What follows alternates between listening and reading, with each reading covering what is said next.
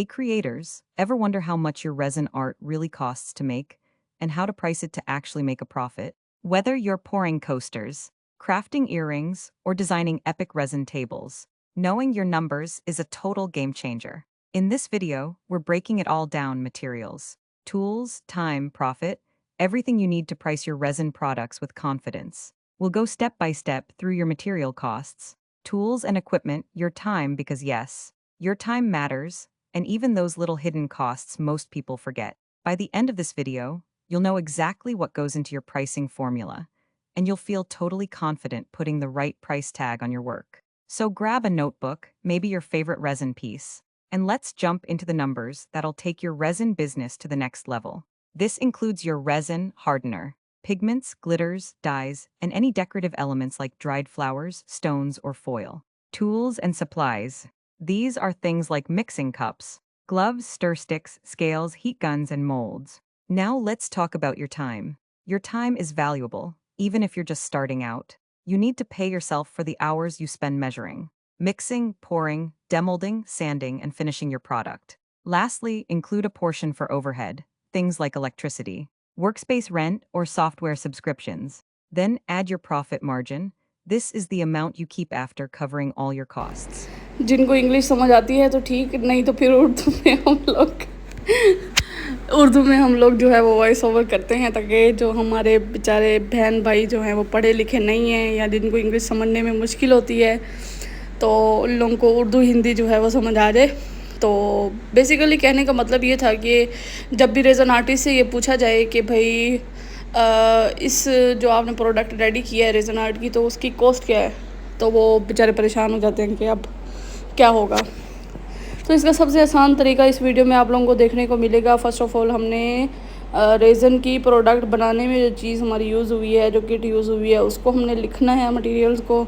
उसके बाद हम लोगों ने रेज़न हार्डनर की वैल्यू जो है वो कैलकुलेट करनी है। अब यहाँ पे आप लोगों को एग्जांपल में 7 इंच फ्रेम बनाने की कॉस्ट के बारे में बताया गया है, ठीक है। फ़र्स्ट ऑफ़ ऑल हमने रेज़न हार्डनर जो है वो 300 ml हमारा यूज़ हुआ है, मीका जो है वो 10 ग्राम, गोल्डन फ्लेक्स 50 रुपीज़ का यूज़ हुआ, रोज़ पेटल्स 50 रुपीज़ के हुए, स्टिकर जो हमने विनाइल स्टिकर बनवाए वो 250 से 400 के बीच में आए, ठीक है। तो ये आप लोगों ने एस्टीमेट लगा लेना है। डीसी जो है वो हमें 250 पड़ी स्टिकर्स की, ठीक है। 250-300 ये चल रहा है नॉर्मली पाकिस्तान में।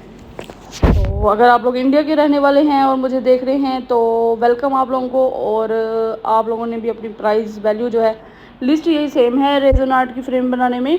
हाँ, प्राइस में डिफरेंस आप लोग जो आप लोगों की करेंसी रेट चल रहे हैं वो आप लोगों ने मेंशन करना है, ठीक है। उसके साथ आपने, मैं पाकिस्तानी रुपीज़ जहाँ लगा रही हूँ, आप लोगों ने इंडियन रुपीज़ जो हैं वो लगा लेने हैं, ठीक है। रेज़न की जो हमारी कॉस्ट थी वो निकल आई।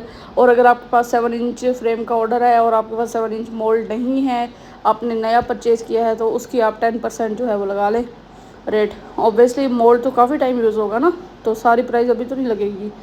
तो पैकिंग के लिए हमें बॉक्स चाहिए होता है, बबल रैप होता है, रिबन होता है, श्रेडेड पेपर्स होते हैं। तो इन सब की जो है आपने कॉस्ट अपने रुपीज़ के मुताबिक जो है वो लिख लेनी है। मैं भी अपना जो है रफली आइडिया आप लोगों के साथ शेयर कर रही हूँ, ठीक है। तो ये आप लोगों ने जो है इसका आइडिया भी लगा लेना है। और जो हमने डीसी पे करनी है फ्रेम को डिलीवर करने में अपने कस्टमर तक, तो वो भी आपने, जो आपको पड़ती है नॉर्मली, आपने वो भी लिख लेनी है, ठीक है। अब इन सारों को जब आप कैलकुलेट करेंगे तो वो आपकी कॉस्ट निकल आएगी। फिर आपने ऑब्वियसली इलेक्ट्रिसिटी यूज़ की थी, आपने हीट गन यूज़ की थी, आपने अपना टाइम जो इतना प्रीशियस होता है आपने वो यूज़ किया, तो ऑब्वियसली आपने प्रॉफिट मार्जिन जो है वो 30 से 50 के बीच में रखना है, 30 से 50% के बीच में रखना है, ठीक है। तो इसी तरह हमारे पास मार्केट में 7 इंच फ्रेम होती है, 10 इंच होती है, 8 इंच, 9 इंच, 13 इंच। तो ये आपकी कस्टमर की डिमांड पे और उसकी बजट पे डिपेंड करता है कि वो कितने साइज़ में बनवाती हैं या बनवाते हैं। ये हमने जो है वो डिस्कशन कर ली फ्रेम्स की। अब हम किचन की तरफ मूव ऑन करते हैं। किचन की प्राइसिंग में हमें first of all material discuss करेंगे, फिर उसके बाद पैकिंग डिस्कस करेंगे। आपने रेज़न आर्ट के फील्ड में किसी भी चीज़ की प्राइसिंग निकालनी है, कॉस्ट वैल्यू निकालनी है, तो फ़र्स्ट ऑफ़ ऑल हमारे पास 2 स्टेप्स होते हैं। फर्स्ट जो स्टेप होता है वो होता है मटेरियल, ठीक है, मटेरियल की कॉस्ट, और सेकंड होती है पैकिंग की कॉस्ट। इन दोनों की कॉस्ट जब आप निकालेंगे फिर आपके पास टोटल वैल्यू आ जाएगी कि हमारा इतना खर्चा हुआ है इस फ्रेम को बनाने पे, जब वो फ्रेम की बनावट के पैसे निकल आए उसके बाद आपने उसके अंदर 30 या 50% अपना प्रॉफिट ऐड करके वो आपकी होगी कस्टमर की प्राइस बताने की। फॉर एग्ज़ाम्पल एक फ़्रेम हमारी रेडी हुई है 1000 में, ठीक है, तो 1000 उसकी कॉस्ट वैल्यू हो गई डिलीवरी और सब कुछ मिला के, ठीक है।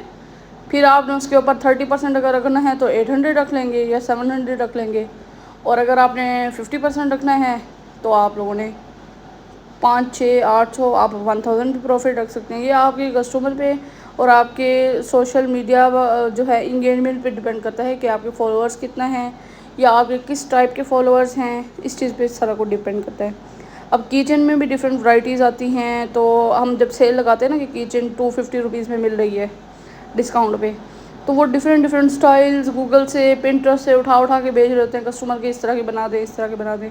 उनको ये समझ नहीं आती कि वीडियो में जो लगाई हुई थी उसकी प्राइस 250 थी, जो आप लोगों ने उठा के भेजी है उसकी 250 नहीं होगी। क्यों? डिज़ाइन हैवी है, एक्स्ट्रा चार्म्स लगे हुए हैं, नेम लिखा हुआ है, तो ऑब्वियसली उसकी price according to material cost आएगी ना। ये तो नहीं है कि मेरा टोटल उसके ऊपर जो बनावट के पैसे हैं वो 250 लग रहे हैं और मैं भी 250 चार्ज कर लूँ, तो मेरा जो प्रीशियस टाइम लगा, जो मैंने इलेक्ट्रिसिटी यूज़ की, जो मैंने मेहनत की, उसको कौन देगा वो। अब फिर हम 10 इंच फ्रेम की तरफ मूव ऑन करते हैं। रेज़न हार्डनर जो हमें नीड है बेस बनाने के लिए वो है 120 ml रेज़न और 60 ml जो है वो हार्डनर, ठीक है, ये 2 साइडेड है। और फाइनल जो है वो हमें 120 ml रेज़न चाहिए और 60 ml जो है वो हार्डनर चाहिए। Okay, 120 ml resin, 60 ml hardener. ये R represents resin and H represents hardener. तो इस चीज़ का आप लोगों ने ख़ास ख्याल रखना है, ठीक है। ये आप लोग लिख भी सकते हैं, ये बहुत ही फाइनलाइज़ करके मैंने रेज़न हार्डनर की क्वांटिटी बताई है। 120 ml रेज़न और 60 ml हार्डनर। बेस का मतलब ये होता है कि जो हमने गोल्डन फ्लेक्स और ब्लैक अगर बनानी है थीम में, एक साइड पे ब्लैक और एक साइड पे गोल्डन फ्लेक्स, तो वो उसकी जो बेस लेयर है ना वो आएगी 120-60 की, और जो फाइनल लेयर आएगी ट्रांसपेरेंट वो भी 120-60 की आएगी। तो टोटल आप लोग जो है वो कर लो, टोटल रेज़न हमारा 10 इंच फ्रेम पे कितना लगेगा ये मैं आप लोगों के सामने ही कैलकुलेट कर रही हूँ। 360 ग्राम हमारा लग जाएगा रेज़न हार्डनर का सेट, ठीक है। ये है इसका फाइनल। Thanks for watching.